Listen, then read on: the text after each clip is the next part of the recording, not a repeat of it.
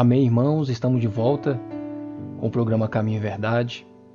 Feche os seus olhos, vamos orar a Deus antes de começarmos a meditar na sua palavra.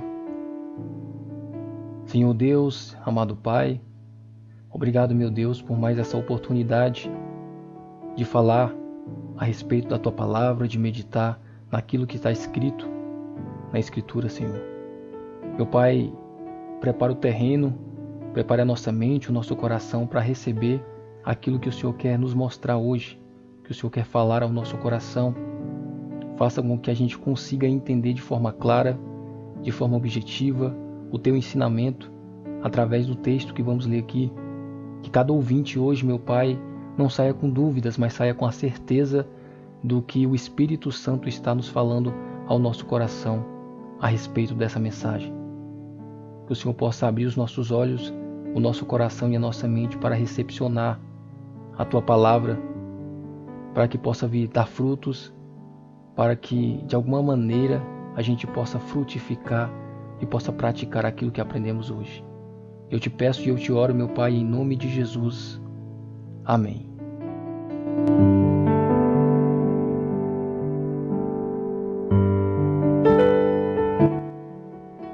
Amém, irmãos. Hoje nós vamos meditar numa passagem que está no livro de Filipenses, no capítulo 1, do verso 3 ao 6. Filipenses, capítulo 1, verso 3 ao verso 6. A versão que eu trouxe aqui é a versão da ARA, Almeida, Revista e Atualizada, tá bom? Então quem puder acompanhar, acompanhe. Quem não puder, somente ouça com atenção e medite na palavra de Deus. Filipenses capítulo 1, do verso 3 ao verso 6 diz assim: Dou graças ao meu Deus por tudo o que recordo de vós, fazendo sempre com alegria súplicas por todos vós, em todas as minhas orações, pela vossa cooperação no Evangelho, desde o primeiro dia até agora. Estou plenamente certo de que aquele que começou boa obra em vós, há de completá-la até o dia de Cristo Jesus. Vou ler novamente. O livro de Filipenses, capítulo 1, do verso 3 ao 6, diz assim: Dou graças ao meu Deus por tudo que recordo de vós, fazendo sempre com alegria súplicas por todos vós, em todas as minhas orações, pela vossa cooperação no Evangelho, desde o primeiro dia até agora. Estou plenamente certo de que aquele que começou boa obra em vós há de completá-la até o dia de Cristo Jesus. Irmãos, nessa carta aos Filipenses, o apóstolo Paulo, a carta diz que a Paulo e Timóteo, escreve essa carta, mas ela é feita pelo próprio apóstolo Paulo. O apóstolo Paulo aqui estava escrevendo aos cristãos de Filipos, daquela cidade.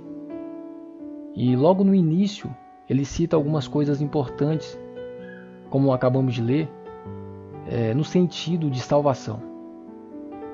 Ele cita que está sempre orando, está intercedendo por esse povo cristão de Filipos, nas suas orações, e de que ele estava convicto de que Deus estava efetuando a obra, a boa obra, em cada um deles.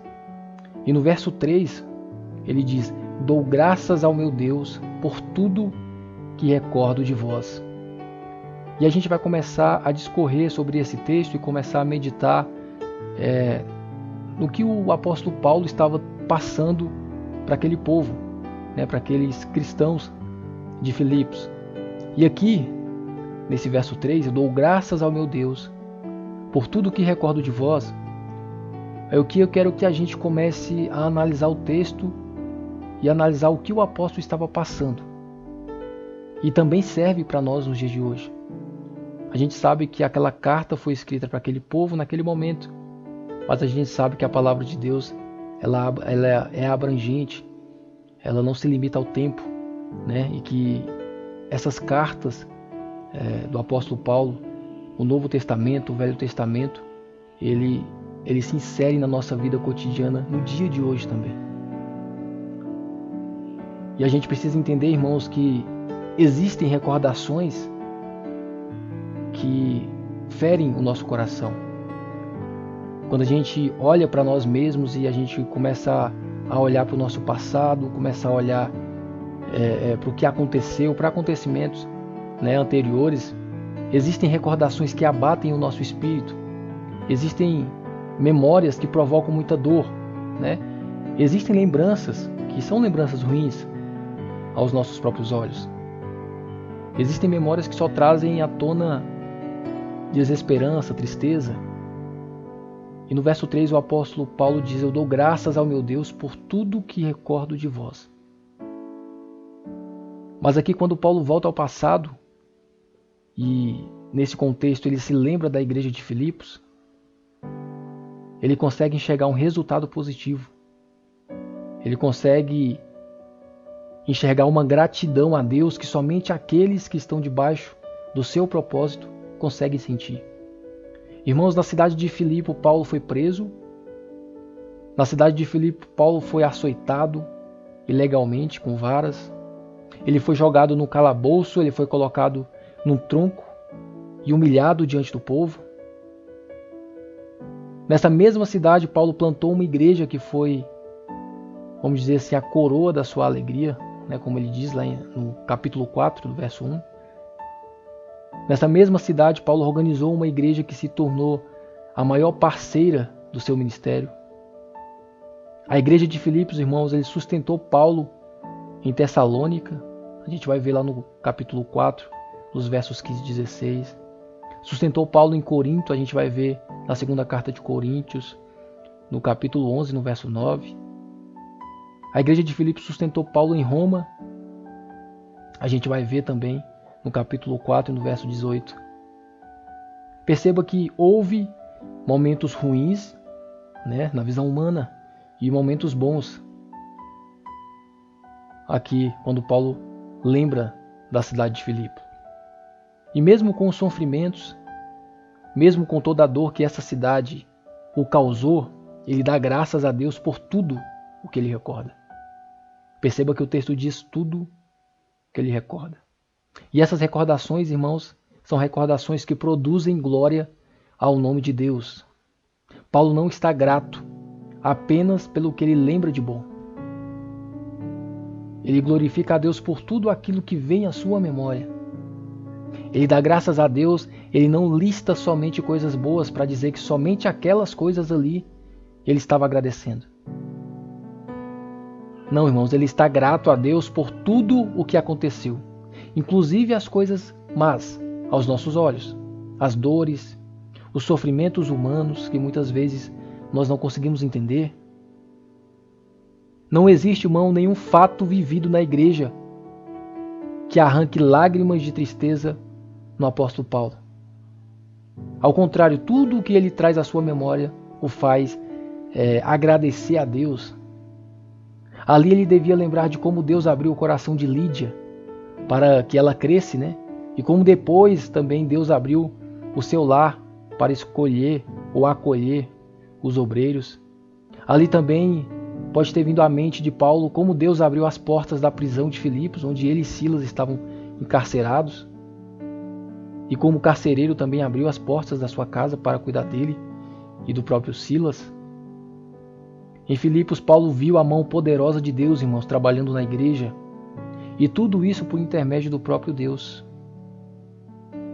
O texto diz: eu dou graças ao meu Deus por tudo que me recordo de vós. E esse tudo é tudo.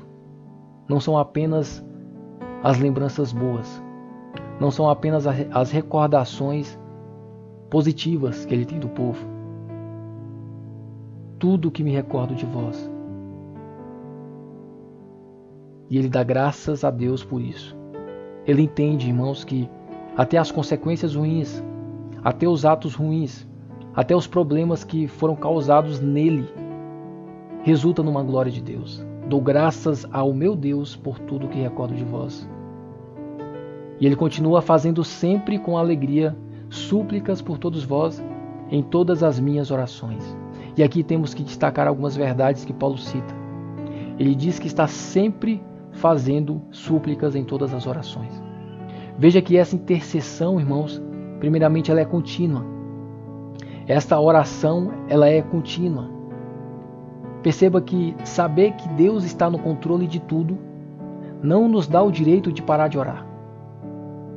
Não nos dá o direito de parar de interceder, parar de suplicar pelas pessoas.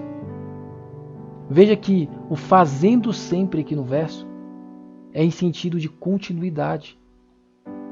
Ele não parava de orar por aquele povo. E aquele povo, as pessoas que estavam lendo ali, a igreja de Filipe. Ele sempre estava intercedendo. Ali ele estava preso, mas o seu coração estava focado, não em si ou em suas necessidades, mas na vida e na necessidade daquelas pessoas.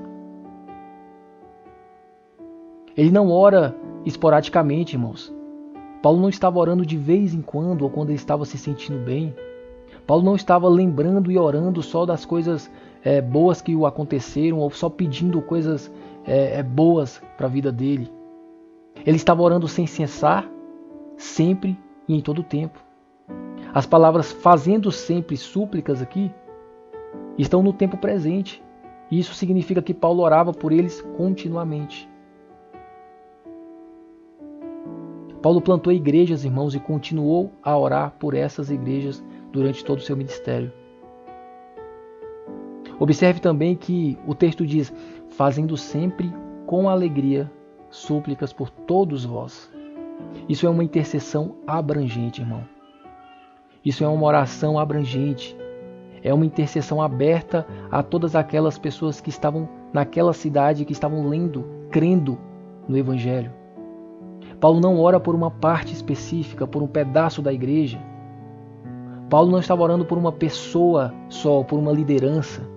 Ele ora por todos aqueles que creem. Ele não ora pelos bispos e diáconos apenas.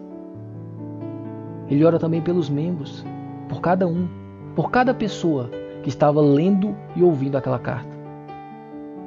Paulo em suas orações não faz acepções de pessoas, meu irmão e minha irmã. Ele usa a expressão todos vós, referindo exatamente a todos os seus leitores, todos que ouviram aquela carta. Perceba que a oração de Paulo é uma oração humilde. O texto vai dizer que ele faz súplicas. E suplicar é pedir humildemente. Paulo expõe as causas do povo na presença de Deus. Ele apresenta as necessidades do povo diante do trono da graça. Humildemente, irmãos, ele chega como um suplicante diante do Pai para rogar pela igreja, para rogar por aquelas pessoas, por aquele povo. E quanto mais intimidade com Deus nós temos, mais humildade diante de Deus nós teremos. Nenhum homem, irmão, incluindo eu e você, pode conhecer a Deus e ainda permanecer soberbo, arrogante.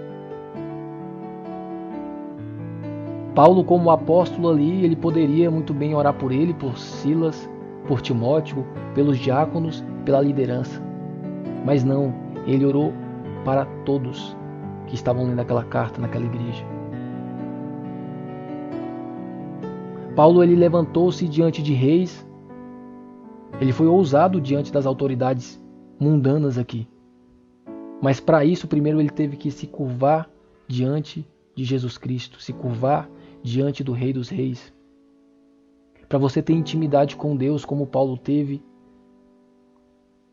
a gente precisa primeiramente suplicar, pedir, ser humilde diante de Deus. O texto diz também, fazendo sempre com alegria, irmãos, súplicas por todos vós. Com alegria. E aqui a gente entende que a intercessão era alegre. A oração, a súplica era alegre. E essa carta aos Filipenses ela é chamada por muitos teólogos de carta da alegria. Nós precisamos entender que a verdade,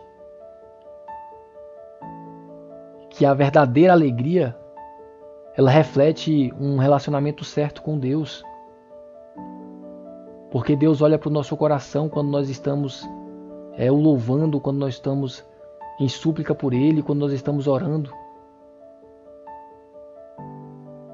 Deus olha no nosso íntimo o que nós estamos procurando de verdade. Paulo fazia súplica com alegria. Nós precisamos entender que essa alegria, meu irmão e minha irmã, ela é proporcionada por Deus. Nós podemos ficar alegres nas provas, nas aflições, porque nós sabemos que Deus está no controle dessas provas e dessas aflições. Paulo aqui destaca que além de suplicar sempre, fazendo sempre súplicas, ele fazia isso com alegria também. Ele mostra que orar não era um fardo. Ele mostra que orar não era um sacrifício. Ele mostra que, através desse texto, que orar não era só uma responsabilidade, mas é uma sensação também de intimidade com Deus. E essa intimidade traz alegria. E que alegria era essa, meu irmão, minha irmã? É a alegria de levar pessoas, pedidos, súplicas ao trono de Deus através da oração. É a alegria de ver Jesus sendo exaltado e proclamado. É a alegria da fé, sabendo que se você e eu temos fé, é porque Deus está na sua vida e na minha vida. É a alegria de ver os cristãos unidos em oração. É a alegria do sofrimento por Jesus Cristo. Paulo se alegrava nos sofrimentos, pois ele sabia que isso era por causa de Cristo. Enfim, irmãos, razões para orarmos e estarmos alegres em Cristo, nós temos muitas. E o texto segue dizendo: dou graças ao meu Deus por tudo que recordo de vós, fazendo sempre com alegria súplicas por todos vós, em todas as minhas orações, pela vossa cooperação no Evangelho, desde o primeiro dia até agora. Aqui o apóstolo Paulo enfatiza que os cristãos não são apenas cooperadores da graça, mas principalmente eles são cooperadores do próprio Evangelho. Cada cristão ali, cada pessoa cooperava com o reino de Deus de uma forma. E o que é ser cooperador do Evangelho? O que é cooperar com o Evangelho, meu irmão e minha irmã? E embora Deus seja aquele que realiza todas as coisas com respeito à salvação do pecador, nós somos os seus cooperadores nessa obra. É Deus quem abre o coração, mas é a igreja quem prega a palavra. É Deus quem levanta os obreiros, as pessoas que vão servir, mas é a igreja quem sustenta essas pessoas. É Deus quem dirige a agenda da igreja, que fala para onde que a igreja tem que ir, o que ela tem que fazer, mas é a igreja que dá suporte às pessoas, aos missionários, para fazerem essas coisas. Então perceba que cooperação é você fazer parte do Evangelho. A palavra no contexto aqui usada pelo apóstolo Paulo, no grego, dentro desse contexto que nós lemos, dá a ideia de que os filipenses eram cooperadores no Evangelho por meio das contribuições ao ministério de Paulo, para que a mensagem do Evangelho fosse espalhada. O povo de Filipe aqui ajudava financeiramente o apóstolo Paulo. Eles participavam do ministério de Paulo de forma ativa. Mas não é só isso que é ser cooperador do Evangelho. Cooperar com o Evangelho não está ligado somente ao lado financeiro.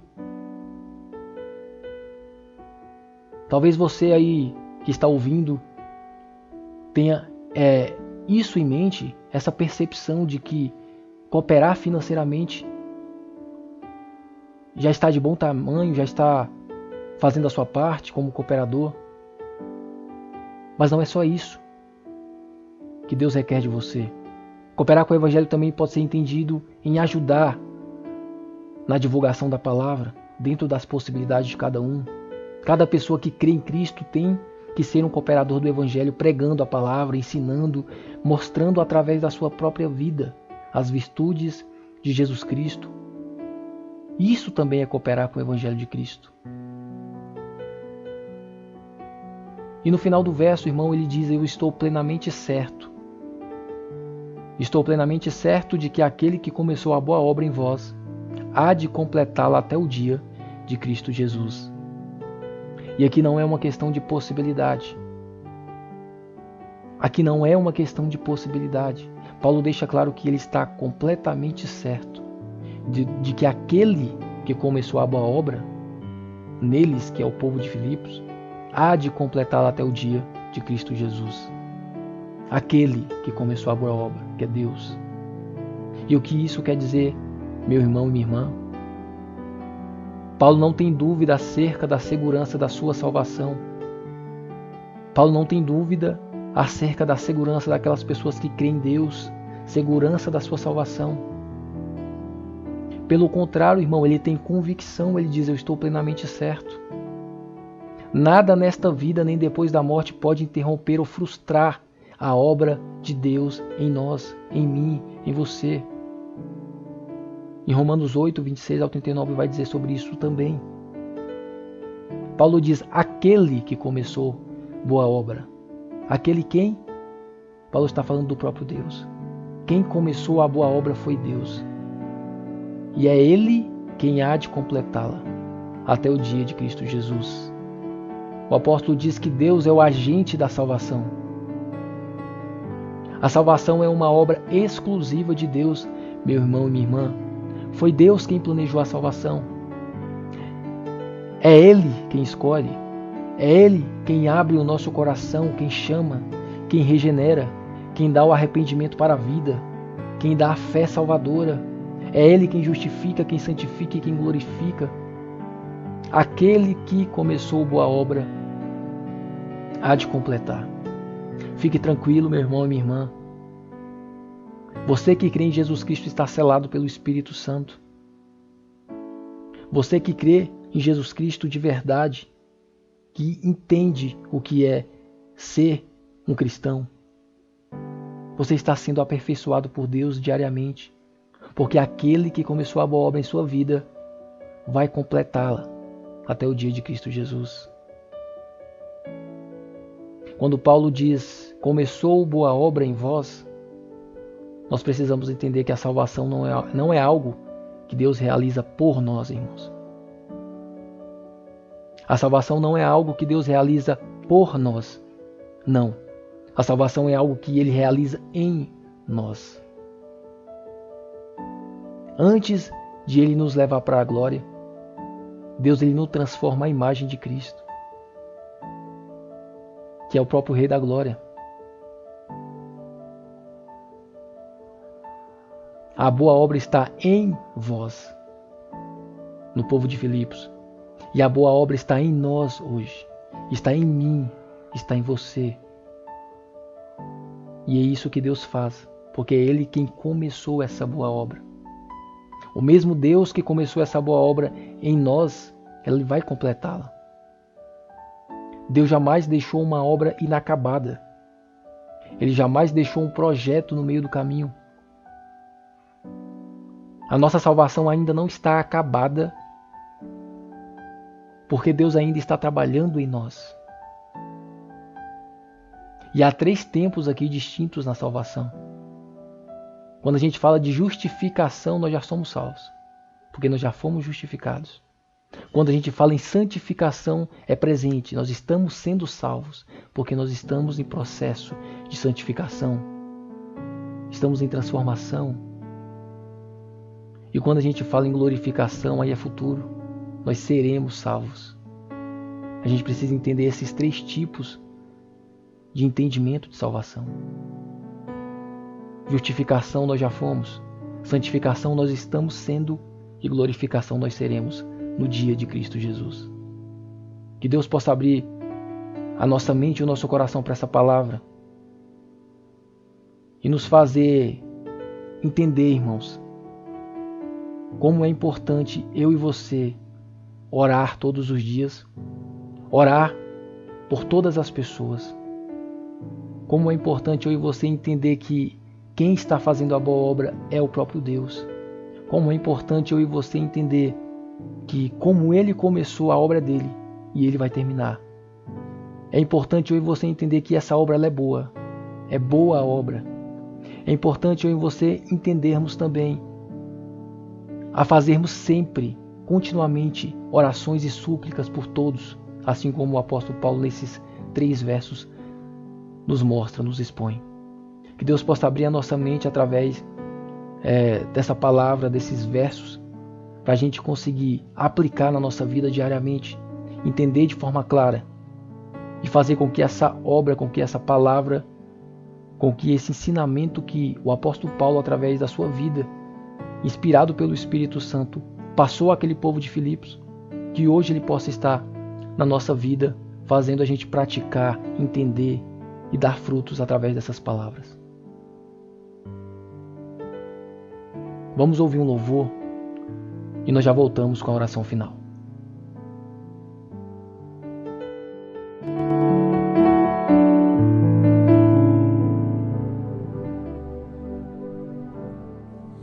Em tuas mãos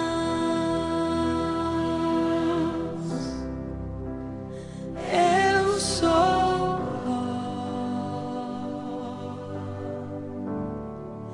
nenhum valor,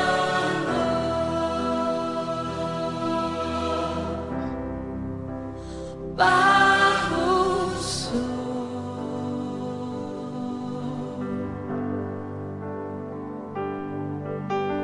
Quem sou eu pra questionar tuas mãos a me moldar? Tu és Deus, artesão de mim. Cante. Nas mãos do oleiro me entrego inteiro pra ser quebrado e refeito. Nas mãos do oleiro sou restaurado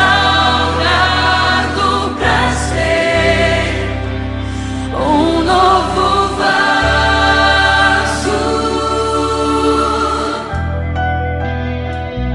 Nós juntos declaramos isso ao Senhor. Como congregação, louvamos o nome dEle e juntos cantamos. Em tuas mãos, louva. Eu sou. É isso que somos, Senhor. Nenhum valor,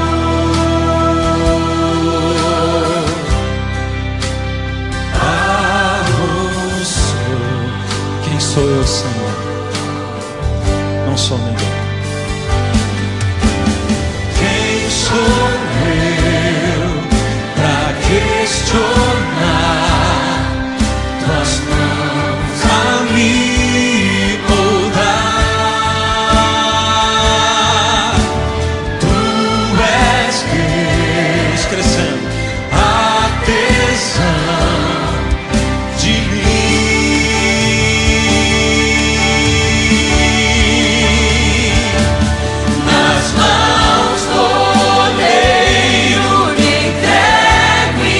Inteiro pra ser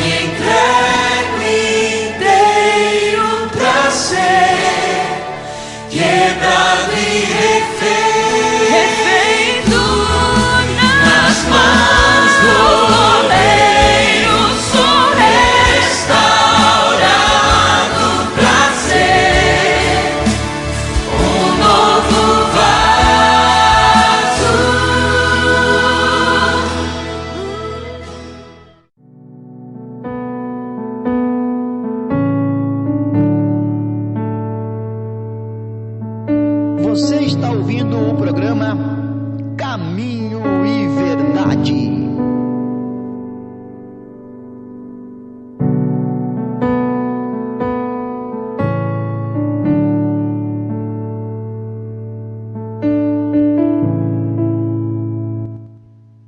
Muito bem, irmãos e irmãs, estamos voltando com o programa Caminho e Verdade. Vamos fazer a oração final. Feche os seus olhos, quem puder. Quem não puder, acompanhe, ouça, medite. Amém? Senhor Deus, amado Pai, obrigado, Senhor, por esta palavra.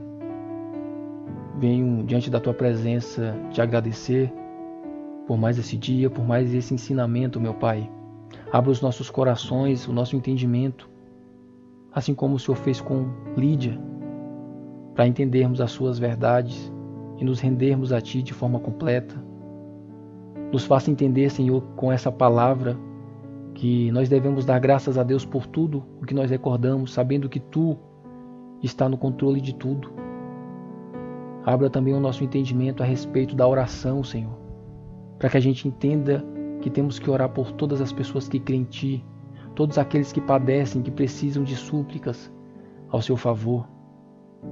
Abra o nosso entendimento também, meu Pai, para compreender que a obra iniciada em nossas vidas será finalizada, completada, até o dia de Cristo Jesus, através do Senhor, através do Espírito. Obrigado, meu Pai, por mais esse dia, por mais essa semana. Obrigado por cada ouvinte, por cada pessoa que está ouvindo, que vai ouvir posteriormente. Que o Senhor possa estar na vida de cada um deles, meu Pai, trazendo sabedoria e entendimento, quebrando todo o engano, abrindo os nossos olhos, tirando as escamas, meu Pai, abrindo os nossos ouvidos para ouvir e entender a Tua palavra. Proteja-nos de todo o mal, do mundo físico, do mundo espiritual. Eu oro por cada pastor do Ministério Caminho, suas respectivas famílias. Oro por cada locutor aqui da rádio, meu Pai. Oro pelo pastor Sidney, pela sua família. Eu oro por cada ouvinte.